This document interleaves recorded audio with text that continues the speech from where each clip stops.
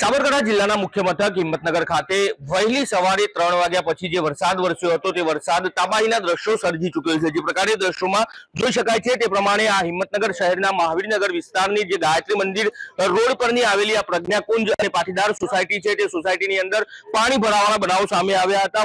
વહેલી સવારે જે વરસાદ વરસ્યો હતો તેને લઈને જ્યાં નીચાણવાળા વિસ્તારો હતા તે નીચાણવાળા વિસ્તારોની અંદર પાણી ભરાવાના બનાવો સામે આવ્યા હતા। જે પ્રકારે દ્રશ્યોમાં શકાય છે તે પ્રમાણે જે કોમન પ્લોટની અંદર જે સ્થાનિક સોસાયટીના લોકોએ જે કાર પાર્ક કરી હતી તે કાર લગભગ 13 જેટલી કારો છે તે કારો આ પાણીમાં ગરકાવ થઈ ચૂકી છે। મસ્ત મોટું નુકસાન થવા પામ્યું છે। વહેલી સવારે જે દ્રશ્યો હતા તેમાં તો એક પણ કાર દેખાતી નહોતી, તેના છત સુધી પાણી ભરાઈ ચૂક્યું હતું। અત્યારે હાલ ધીમે ધીમે પાણી ઓસરી રહ્યું છે, પરંતુ જે સ્થાનિકો છે તે સ્થાનિકો દ્વારા આક્ષેપ કરવામાં આવી રહ્યો છે કે હિંમતનગર નગરપાલિકા દ્વારા જે પ્રી મોન્સૂનની કામગીરી કરવામાં આવતી હોય છે તે નિષ્ફળ સાબિત થતી હોય તેવું અત્યારે હાલ સ્પષ્ટપણે લાગી પાલિકા દ્વારા પ્રી મોન્સૂન પ્લાનના જે દાવાઓ પોકરવામાં આવતા હોય છે તમામ દાવાઓ અહીંયા આ દ્રશ્યો જોતા તમામ દાવાઓ પોકર સાબિત થતા હોય તેવું લાગી રહ્યું છે। પાલિકાના અધિકારી કર્મચારી એક પણ અહીંયા જોવા સુદ્ધા પણ આવ્યા નથી। જોકે હાલ તો સ્થાનિકો પાલિકા પ્રશાસન પર રોષ ઠાલવી રહ્યા છે।